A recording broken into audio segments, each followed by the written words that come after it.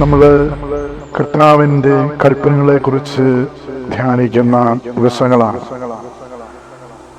കഴിഞ്ഞ ആഴ്ച നമ്മൾ ധ്യാന വിഷയമാക്കിയത് രണ്ടാമത്തെ കൽപ്പനകളെ കുറിച്ചാണ്. കൽപ്പന എന്ന് പറയുന്നത് തന്നെ ദൈവത്തിൻ്റെ വാക്കാണ്. ഡെക്കലോഗ് എന്ന് പറയുന്ന ഇംഗ്ലീഷ് പദത്തിൻ്റെ തർജ്ജിമ വാക്ക്.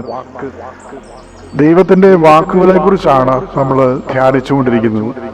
കർത്താവിൻ്റെ രണ്ടാമത്തെ വാക്ക്, നീ നിന്റെ ദൈവമായ കർത്താവിൻ്റെ വാക്ക് പ്രയോഗിക്കരുത്, കർത്താവിൻ്റെ നാമം വൃഥ പ്രയോഗിക്കരുത് എന്നുള്ള ഒരു ഉദ്ബോധനമാണ് രണ്ടാമത്തെ പ്രമാണം.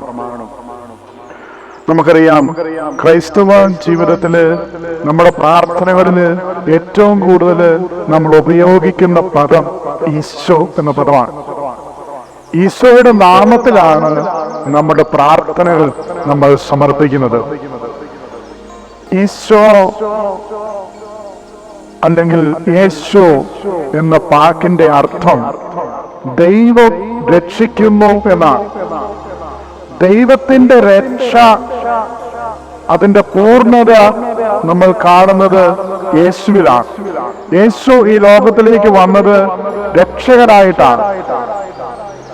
രക്ഷിക്കുക, നമ്മുടെ ജീവിതത്തിന്റെ എല്ലാ രംഗങ്ങളിലും, എല്ലാ അവസ്ഥകളിലും, എല്ലാ ബന്ധനങ്ങളിൽ നിന്നും, എല്ലാ പ്രതിസന്ധികളിൽ നിന്നും നമ്മളെ രക്ഷിക്കാനായിട്ടാണ് കർത്താവ് കടന്നു വന്നിരിക്കുന്നത്. അതുകൊണ്ട് യേശുവിന്റെ നാമം അത് ദൈവം രക്ഷിക്കുന്നു എന്നുള്ള പദമാണ്.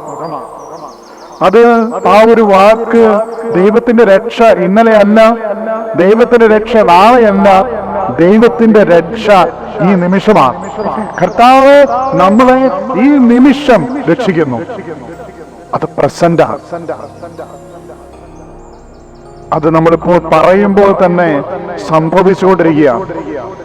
അപ്പോ യേശു എന്ന വാക്ക് അത് രക്ഷയുടെ നാമമാണ്.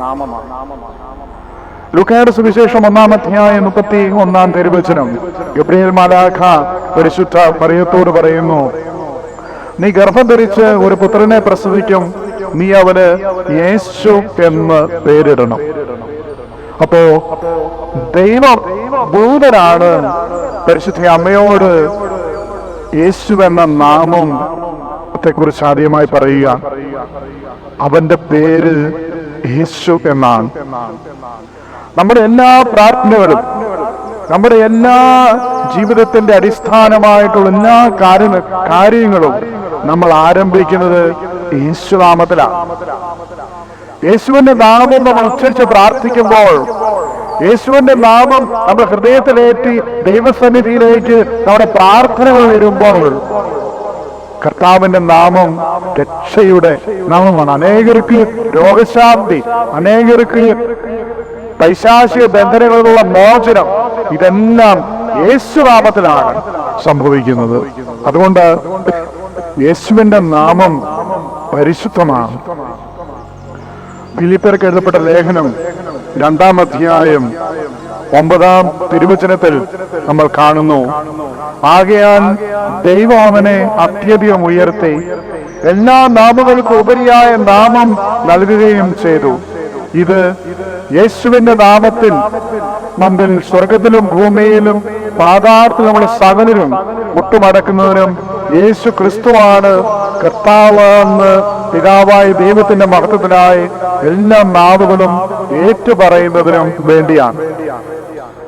ദൈവം അവനെ അത്യധികം ഉയർത്തി എല്ലാ നാമങ്ങൾക്കും ഉപരിയായ നാമം അവന് നൽകി. അത് യേശുവാണ്. പ്രിയമുള്ളവരെ, നമ്മുടെ ഓരോരുത്തരുടെയും ജീവിതത്തിൽ യേശുവിന്റെ നാമം നമ്മൾ വിളിച്ചപേക്ഷിക്കുമ്പോൾ ഓർക്കുക, അത് രക്ഷയുടെ നാമമാണ്. നമ്മൾ ഓരോരുത്തരും യേശുവിന്റെ നാമം വിളിക്കുമ്പോൾ നമ്മുടെ ഓരോരുത്തരുടെയും ജീവിതം യേശുവിന് സമർപ്പിക്കുകയാണ്. കർത്താവിന്റെ കാരുണ്യത്തിന് നമ്മൾ സമർപ്പിക്കുകയാണ്.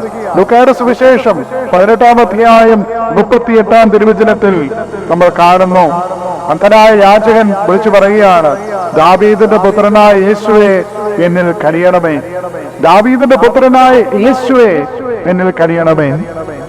യേശുവേ എന്നിൽ കനിയണമേ. നമ്മുടെ ജീവിതത്തിന്റെ ഏത് പ്രതിസന്ധി സമയത്തും ഏത് പ്രശ്നങ്ങൾക്ക് മുമ്പിലും നമുക്ക് നൽകിയിരിക്കുന്ന പ്രാർത്ഥന ഇതാണ്: ദാവീദിന്റെ പുത്രനായ യേശുവേ എന്നിൽ കനിയണമേ. കർത്താവ് കനിയാതെ പോവില്ല, കർത്താവ് ഉപദ്രവിച്ചു പോവില്ല. കാരണം അവിടുന്ന് രക്ഷകനാണ്. അവിടുത്തെ ഹൃദയത്തിൽ നമ്മുടെ ഓരോരുത്തരുടെയും പേര് എഴുതപ്പെട്ടിരിക്കുന്നു. നമ്മുടെ ഓരോരുത്തരുടെയും ജീവിതത്തെ അവിടുത്തെ നാമത്താൽ മുദ്രീകരണം ചെയ്യപ്പെട്ടിരിക്കുന്നു. യേശുനാമത്തിൽ, കർത്താവായ യേശു ക്രിസ്തുവിന്റെ നാമത്തിൽ നമ്മുടെ ഓരോരുത്തരെയും അനുഗ്രഹിക്കുന്ന പിതാവായ ദൈവത്തിന്റെ നാമം വാഴ്ത്തപ്പെട്ടതാകട്ടെ. നമ്മുടെ ജീവിതത്തെ പരിശുദ്ധ അമ്മയുടെ മാധ്യസ്ഥം വഴി യേശുനാമത്തിൽ പിതാവായ ദൈവം അനുഗ്രഹിക്കുകയും ആശീർവദിക്കുകയും ചെയ്യട്ടെ. പിതാവിന്റെയും പുത്രന്റെയും പരിശുദ്ധാത്മാവിന്റെയും നാമത്തിൽ ആമേൻ.